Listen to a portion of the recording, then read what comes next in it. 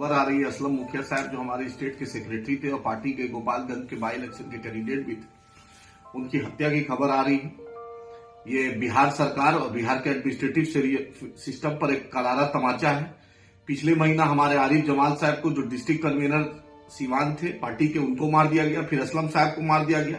आखिर नीतीश हुकूमत से हम पूछना चाहते हैं कि कितने असलम, कितने आरिफ, कितने आदिल, कितने अख्तर को आप लीजिएगा जान?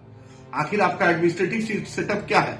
क्या एमआईएम को आप बिहार में राजनीति नहीं करना नहीं देना चाहते? क्या मुसलमानों की एक आवाज जो बढ़ रही है आप नहीं चाहते? कभी बैरिस्टर असदुद्दीन ओवैसी साहब पे हमला, कभी अकबर साहब पे हमला, कभी अख्तर ईमान साहब पे हमला, कभी हम पर धमकी, क्या कभी असलम साहब की शहादत? हम शहादत को रायगा जाने नहीं देंगे। हम बिहार के डीजीपी साहब से पूछना चाहते हैं, होम सेक्रेटरी साहब से पूछना चाहते हैं, वहां के जिला एसपी साहब से पूछना चाहते हैं, आखिर आपका एडमिनिस्ट्रेटिव सिस्टम है क्या?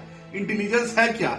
आखिर असलम साहब एक प्रतिष्ठित आदमी थे, पार्टी के भी थे और सामाजिक कारकुन थे, मदरसा से जुड़े हुए थे, एक समाज में उनका एक अलग पहचान थी। आप उनके साथ एक निर्भय हत्या करवा दीजिएगा। आखिर बिहार सरकार किस राह पे जा रही है?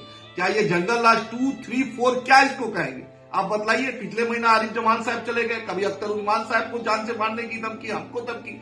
क्या हम इस देश में हमें रहने का अधिकार? याद रखिएगा, हम डरने वाले नहीं है।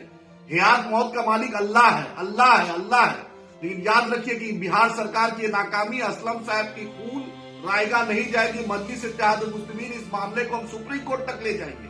हम home ministry Delhi, home ministry Patna को भी हमने रिक्वेस्ट किया था सिक्योरिटी के लिए, अख्तर ईमान साहब के लिए, कोई जवाब नहीं। यही क्या आप चाहते हैं? मुसलमानों की लाश पे आप राजनीति करना चाहते हैं? हाँ, हमारे खून का, हमारे लहू का कोई कदर नहीं। हम राजनीति भी नहीं करें, हम अपनी आवाज भी नहीं उठाएं।